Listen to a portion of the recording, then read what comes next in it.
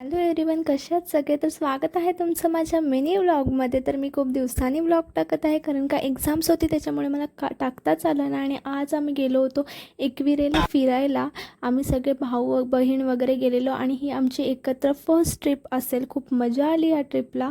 आणि इथे आम्ही सगळे नाश्ता करायला बसलो होतो. मस्त गप्पा गप्पा करत नाश्ता करत होतो. कॉफी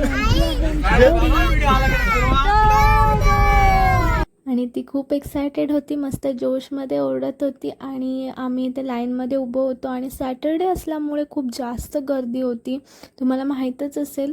आणि पाऊस वगैरे होता त्याच्यामुळे थोडासा वेळ गेला दर्शनासाठी, पण खूप भारी दर्शन झालं, खूप पीस वाटलं. आणि मी खूप वर्षाने गेली होती एकविरेला.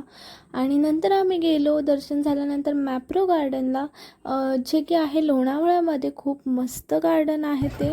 आणि इथे शोज वगैरे आम्ही जरा वेळ बघितलं, थोडंसं इथे तिथे फिरलो आणि मज्जा केली.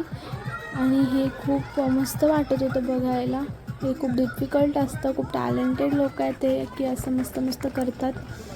आणि नंतर इथे अजून पण बघण्यासारखं खूप आहे, लहान मुलांना खेळायला वगैरे खूप आहे, गेम्स वगैरे आहेत.